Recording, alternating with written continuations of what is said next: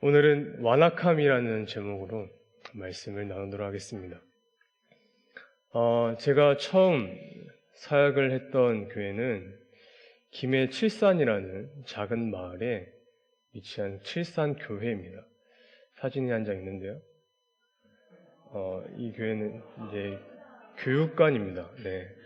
겉은 화려하지만 안에는 이제 교회가 100년 정도 되는 그런 교회라서, 그래서 도로를 중심으로 이제 좌측에는 다 논밭이 펼쳐져 있었고, 우측에는 이제 공장지대, 그 안에 100년이 넘는 역사를 가진 그 교회를 가게 되었습니다.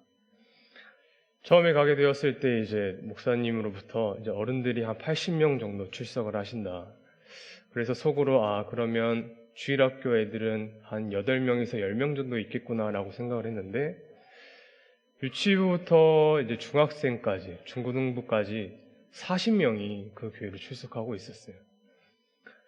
그런데 이제 중요한 것은 이제 교육자가 저 혼자였으니까 목사님이 이제 면접을 보실 때 그 부서 2개만 맡아달라고 그렇게 말씀을 하셨는데, 이제 출근하는 첫 주에 모든 부서를 이제 맡기게 되었습니다.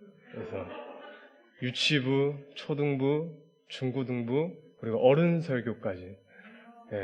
그래서 그때 당시 제가 이제 천안에 신대원에 공부하고 있었을 때인데, 매주 설교를 3편 이상 했어야 됐어요. 9시에 유치부, 9시에 초등부, 10시에 유치부, 1시에 중고등부, 그리고 2주에 한 번씩 2시 오후 예배 설교까지. 그래서 여러분, 저는 설교가 싫습니다. 너무 오랫동안 많이 해가지고. 그래도 5년 동안 참 행복하게 사역을 하고 이제 세운교회로 오게 되었는데, 그렇게 전 연령대를 설교를 해보니까 그 연령마다 갖는 특징을 이제 발견하게 되더라고요. 먼저 유치부 아이들은 순수합니다. 저를 잡아먹듯이 집중을 하고 마치 스펀지처럼 말씀을 다 흡수하는 게 느껴져요. 그리고 심지어 그렇게 살려고 노력하는 애들도 있습니다. 유치부가 가장 은혜로워요. 그리고 이어서 이제 초등학교로 올라가게 되면 이제 탐구 영역이 발달돼서 설교 중간중간에 질문을 하고 싶어요. 그래서 이제 저는 그 설교 흐름이 끊어지지 않기 위해서 그 질문을 쌩까야 되는 그런 스킬이 필요합니다. 그리고 이제 중고등부로 가게 되면 여러분 아시죠? 시작하자마자 그 친구들은 폴더본편이 돼가지고 고개가 숙여지고, 그 친구들의 눈을 마주치게 하는 것만으로도 반은 성공한 거라고 보면 됩니다. 그런데 이제 가장 어려운 대상은 아무래도 나이가 지그시든 어른분들이죠. 왜냐하면 가끔씩 누군가는 제가 하나님의 말씀을 전하는데 그 말씀이 들어가지 않고 땅에 떨어지거나 그 말씀이 튕겨 나가는 게 느껴질 때가 있었어요. 왜냐하면 저희는 영적인 관계잖아요. 분명히 신앙생활을 오래 하셨습니다.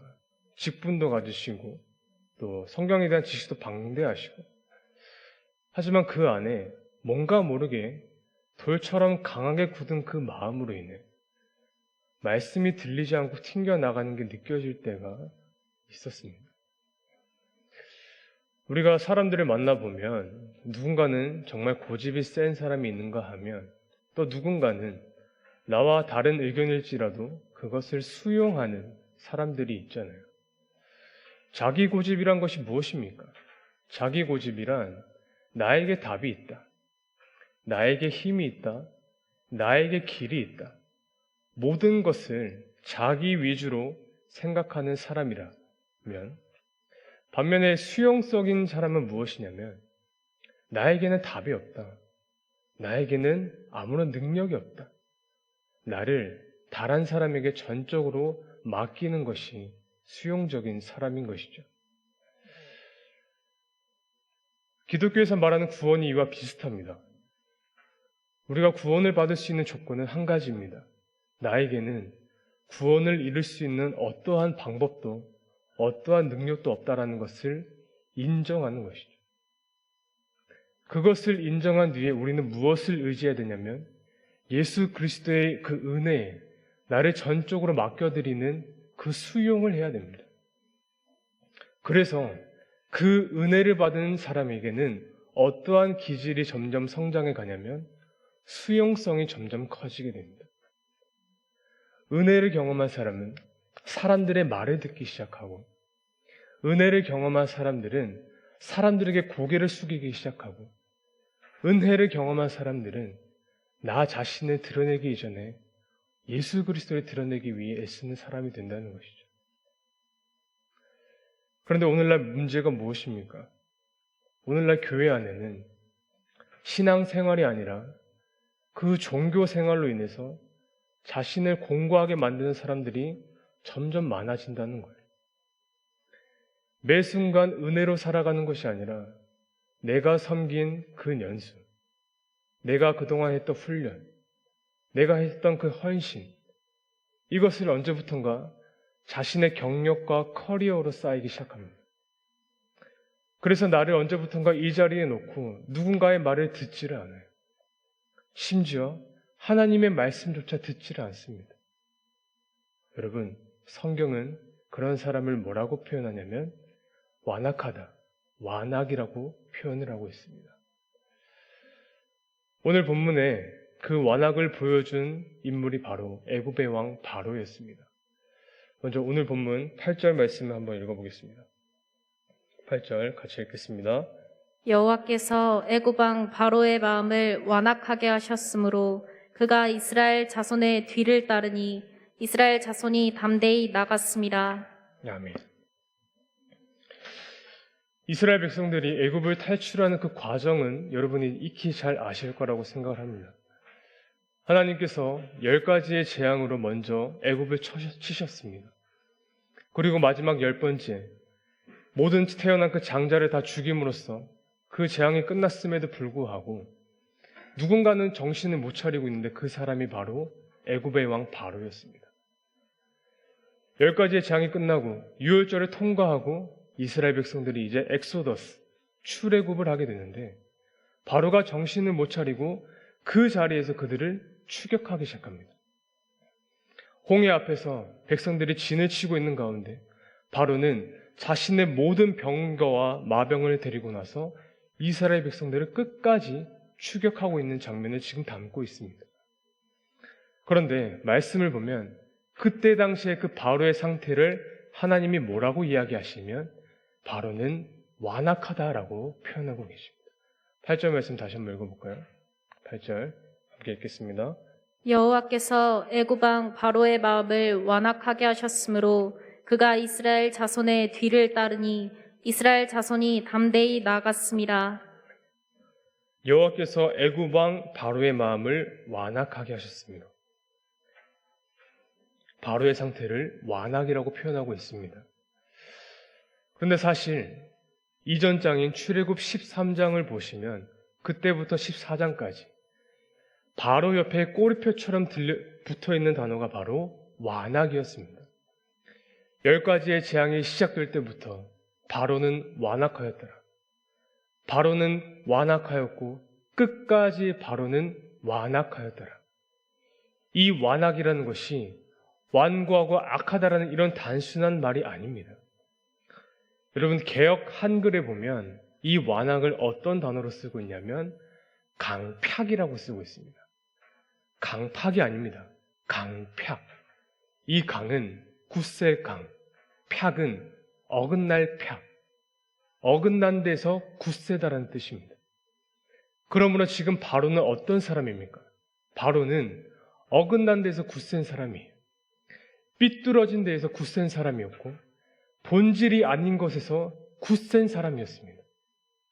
성경은 이 완악을 죄라고 표현하고 있어요. 그 지역사회를 살리기 위해서 만든 예능 프로 중에 그 백종원의 골목식당을 잘 아시지 않습니까? 여러분, 그 골목식당을 이제 출연하기 위한 전제 조건이 있는데 그것이 무엇이냐면 내 힘으로는 이 식당을 더 이상 운영할 수 없고 내 능력으로는 더 이상 맛을 이끌어낼 수 없다라는 것을 인정하는 것입니다. 그리고 나의 모든 이 경영권을 백종원에게 넘겨드리는, 맡기는 것이 그 골목식당에 출연할 수 있는 전제 조건이에요. 그런데 간혹 이 프로를 보면 그 몇몇 식당 주인 때문에 분노를 사게 하는 그런 장면이 등장할 때가 있습니다. 그게 무엇이냐면, 이 고집 중에 그 식당 주인이 고집을 부리기 시작하는데, 그 고집 중에 하나가 바로 양념장이에요. 양념장. 네. 백종원이 이제 식당에 들어와서 음식을 맛봅니다. 먹다가 이 인상을 잔뜩 뿌리면서 그 양념장 좀 가져와 보세요. 이렇게 말을 하는데, 예, 그것을 딱 먹더만 이게 문제라고. 이것이 잘못됐으니까 이것을 당장 바꿔야 된다고. 그런데 아니나 다를까, 이제 시식단원이 들어와서 음식을 먹더만 또다시 이 양념장이 맛이 없다. 심지어 TV를 보는 저희들도 채팅으로 그 양념장이 잘못되었다고 말을 하는데 누가 동의를 못합니까? 그 식당의 주인은 그 양념장을 포기하지 않는 거예요. 끝까지 다음 주에 와서도 이것이 잘못되었다. 그래도 포기하지 않는 것. 이것을 바꿔야지 이 장사가 개선될 것이다. 그럼에도 아닙니다. 이것은 내 노하우입니다. 계속해서 실랑이를 벌이는 것이죠. 무슨 의미냐면, 믿음이라는 것은 내가 무엇을 놓아야 될지를 아는 것이 믿음인 것이고, 죄라는 것은 쓸데없이 굳센 것을 붙잡는 것이 바로 죄라는 것입니다. 양념장 자체가 죄가 아닙니다. 그것을 끝까지 붙들고 있는 그 강팍하고 완악한 마음이 바로 죄라는 것입니다. 그런데 이것은 교회도 마찬가지예요. 하나님께서 오늘날 예배를 통해서 우리에게 은혜를 주실 때가 있습니다. 하나님께서 우리에게 하나님의 사람을 보내주실 때가 있습니다. 우리의 양심 가운데 하나님이 찌르셔서 사인을 주실 때가 있습니다. 우리는 그것을 수용해야 되는 것인데, 그런데 내 마음에 쓸데없이 붙잡는 그 완악한 마음이 있다라면 아무리 하나님께서 말씀을 하셔도 그것이 들리고 다시 튕겨나가십니다. 마음으로 들어도 마음으로 튕겨나가십니다. 삶으로 경험하더라도 또다시 나는 옛날의 내 모습으로 돌아가게 됩니다. 이렇게 그 주인이 포기하지 않는 그 양념장처럼 하나님은 이 완악한 마음이 죄라는 것을 끊임없이 말씀하고 계시는 거예요. 그렇다면 이 완악한 시대에 우리 안에는 무슨 자세가 필요할까요? 그것은 바로 수용성이에요. 수용적인 사람은 내가 죄인이라는 것을 인정하고 주님께서 어디로 인도하시든 그 길을 따라가게 됩니다. 오늘 본문에서 그 수용을 보여준 사람이 바로 모세입니다. 오늘 말씀 13절과 14절을 함께 읽도록 하겠습니다. 13절, 14절 말씀입니다.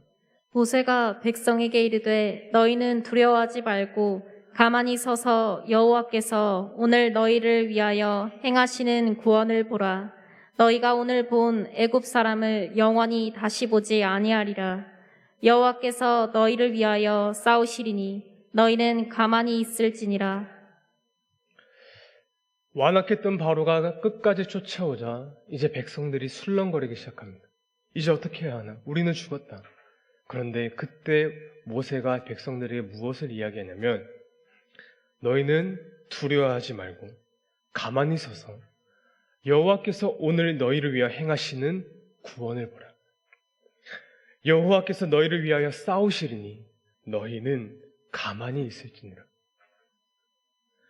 그는 전적으로 하나님께 자신의 모든 것을 지금 맡겨드리고 있습니다. 어떻게 해서든 이 위기를 극복하려고 머리를 굴리고 방법을 모색하는 것이 아니라 그저 하나님의 일하심을 믿고 모세는 수용하기 시작합니다. 여러분, 모세가 과거에 어떤 사람이었습니까? 모세는 애굽의 왕자였어요. 그가 40살이 되었을 때는 이 주먹 하나로 부하를 때려 죽일 만큼 완고했던 사람이 모세였습니다. 그런데 하나님이 그런 모세를 광야로 끌어가십니다. 40년 동안 양치기로서의 삶을 살게 하십니다. 여러분, 모세가 얼마나 힘들었을까요? 하루아침에 자신의 삶이 무너진 것이죠. 그런데 그 40년의 시간은 자신의 삶이 무너진 것이 아니라 사실 모세 안에 있는 그 완악함이 무너져가는 시간이었습니다. 그가 호렙산에서 하나님을 인격적으로 만났을 그때, 모세는 그때 깨닫게 됩니다. 하나님, 나에게는 아무런 능력이 없군요. 내가 할 수 있는 것은 아무것도 없군요. 하나님, 나는 부족한 투성이었던 사람이었군요. 그런데 놀라운 것은 그렇게 자신의 완악함을 버리고 자신의 부족함을 인정하자 하나님은 그 부족함을 들어 사용하셨다라는 것입니다. 여러분, 오늘날 우리 안에도 부족함이 있지 않습니까? 나에게도 상처가 있고 지우고 싶은 과거가 있고 그동안엔 내가 이것을 드러내고 싶지 않아서 내가 쓸데없는 것을 계속해서 굳세게 붙잡고 있었던 지난 날이지 않았습니까? 하지만 기억하십시오. 하나님께서는 우리의 부족함을 인정할 때 하나님은 우리를 들어 쓰시는 분이십니다. 나의 상처를 인정할 때 하나님은 그 사람에게 위로를 주시기 원하고 나의 능력 없음을 인정할 때 하나님은 그 사람에게 은혜 주시기를 원하시는 분이십니다.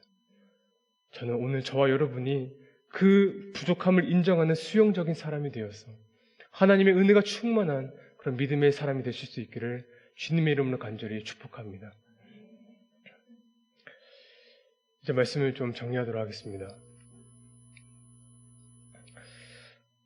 요즘 그 유튜브로 많이 보는, 유튜브 다음으로 이제 많이 보는 플랫폼이 이제 넷플릭스지 않습니까? 이제 요즘엔 이제 드라마나 영화도 이제 넷플릭스로 이제 개봉하는 시대가 되었는데, 최근에 이제 유행했던 또 인기를 끌었던 드라마 중에 이제 DP라는 군인 드라마가 있었습니다. DP라는 뜻은 무엇이냐면 이제 군대 보직 중 하나인데, D는 deserter, 이제 탈영병을 의미하고, P는 partiate, 이제 추적자라고 의미합니다. 그래서 DP라는 것은 이제 탈영을 한 병사를 이제 잠복해서 잡아서 데려오는 그런 임무를 맡은 병사라고 생각하시면 되겠습니다. 제가 그 드라마를 정말 재미있게 또 인상 깊게 봤었어요. 왜냐하면 제가 군 생활했을 때 이제 공감되는 부분들이 너무나 많았던 것이죠. 누가 그 설교 시간에 군대 얘기하지 말라고 재미없다고 하시는데 그 군인 얘기, 군대 얘기 잘 못 들으시잖아요. 그 담임 목사님이 그러시니까 잠깐만 하겠습니다. 여러분 혹시 들어보셨나요? 그 강원도 화천이라고. 거기는 그 한국판 겨울 왕국입니다. 11월부터 눈이 와서 이제 4월까지 눈이 오는 그런 지역인데, 제가 거기서도 그 휴전선을 지키는 그 GOP에서 근무를 했었습니다. GOP는 이제 1년 동안 거기서 지켜서 휴전선을 지키는 임무를 수행하는데, 1년에 다 채우고 난 뒤에 이제 철수를 해서 어떤 임무를 맡게 되었냐면, 이제 대대장님 이제 비서 겸 이제 상담병을 맡게 되었어요. 상담병의 임무는 하나입니다. 군대 안에 적응을 못하는 그런 관심병사들이 힘들지 않도록 지속적으로 이야기해주고, 또 필요한 조치가 있으면 상관에게 보고를 해드리고, 이런 역할을 하고 있었습니다. 그러니까 관심병사들을 많이 만나보면 정말 다양한 친구들이 많이 있어요. 예를 들면 오늘 정말 상담을 잘 했는데 다음날 아침에 이 친구를 의무실에서 만난 거예요. 그랬더니 손에는 핏자국이 나 있고, 알고 봤더니 그날 밤에 이제 면도기로 자신이 자해를 한 것이죠. 이런 일은 다반사입니다. 대인기피증에 우울증까지. 그런데 이런 친구들이 정점에 이를 때 이제 탈영을 하게 됐는데, 저는 그 탈영을 막는 임무가 저에게 막중히 있었습니다. 그러다가 지금까지 기억나는 한 친구가 있는데, 한민성 일병이라고. 이 친구는 이제 관심병사 중에 이제 C등급 관심병사였어요. ABC 중에 가장 최하의 등급이었죠. 이유는 하나였습니다. 이 친구가 과거의 자신을 내려놓지를 못하는 거예요. 과거에는 아주 잘 나갔던 친구였습니다. 부유한 집에 태어났고 유학도 다녀왔고 자기가 하고 싶은 대로 마음껏 모든 것을 누리고 살았던 지난 날이었는데 하루아침에 이 군대라는 공동체에 들어와서 명령에 복종하는 것이 도무지 납득이 되질 않았던 거예요. 그래서 이 친구가 계속해서 자의를 하고 또 선임을 폭행하고 그래서 너무나 많은 에너지를 이 친구에게 써야 됐었습니다. 같이 생활을 하고 이야기를 하고 이곳은 이런 곳이다 말을 해주고 그래서 다행히 시간이 지나면서 점점 상태가 좋아졌고 이제 이 친구가 2등병에서 1병이 되었을 때 처음으로 정기 휴가를 가게 되었습니다. 휴가를 가기 전에 저에게 와서 인사를 해요. 잘 다녀올게요. 얼굴이 미소를 띄우면서 한참 들뜬 마음으로 이제 휴가를 가게 되는데 결국 이 친구가 복귀하는 전날 연락이 되질 않고 복귀하는 날 그 친구가 돌아오질 않았던 것이죠. 끝내 자신의 그 과거를 내려놓지 못한 채 다시 이곳으로 돌아오고 싶지 않아서 결국엔 탈영을 한 것입니다. 그리고 나서 이틀 뒤에 그 친구가 돌아왔어요. 무서워서? 두려워서? 아니었습니다. 제가 왜 돌아왔냐고 물어봤더니 이런 말을 하더라고요. 그동안 내가 끝까지 나를 지켜줬던 나의 부모님이 나에게 이런 말씀을 하셨어요. 야, 한민성, 너는 지금 한민성이 아니야. 너는 내 아들 한민성이 아니다. 너는 한민성 일병이야. 너는 지금 군인이야. 네 책임의 그 자리로 돌아가. 나가. 그 책임을 다할 때까지 내 앞으로 나타나지 마. 부모가 그 말을 하신 거예요. 그 말에 자기가 끝까지 붙잡았던 그 완악함, 그 강박한 마음이 사르르 무너지기 시작하고 자신의 발걸음으로 돌아왔다고 합니다. 여러분, 바로왕이 마지막에 그 끝에 어떻게 결말을 맺었을까요? 그 완악했던 바로왕, 성경에는 나와 있지 않지만 구약의 역사를 보면 모든 그 부하들이 홍해로 휘슬러 나갔을 때 바로는 끝까지 왕의 그 머리를 쓰고 자신의 그 자리에 앉아 그 자리에서 자신의 최후를 맞이했다고 합니다. 이렇게 완악은 끝까지 자기 스스로를 몰락하게 만들게끔 그런 커다란 죄악이라는 것이죠.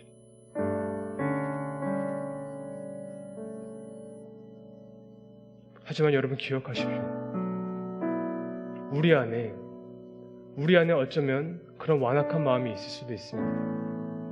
우리 안에 어쩌면 내가 이 복음을 듣지 못하게끔 만드는 그 강팍한 마음이 있을 수 있습니다. 하지만 복음은 그 마음을 칩니다. 복음은 그 완악한 마음을 깨트립니다.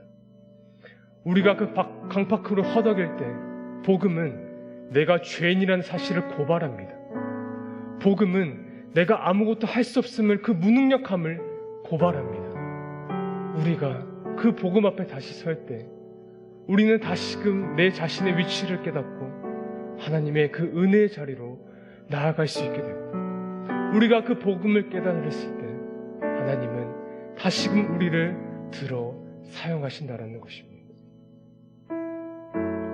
그래서 진짜 복음을 경험한 사람은 마음의 문이 열려 있습니다. 무엇이든 받아들일 준비가 되어 있습니다. 그리고 결정적으로 복음을 경험한 사람은 주님이 그 손길로 직접 그를 빚어가십니다. 오늘 만약 내 안에 강박한 마음이 있다면 복음으로 깨트리는 시간 되시길 바랍니다.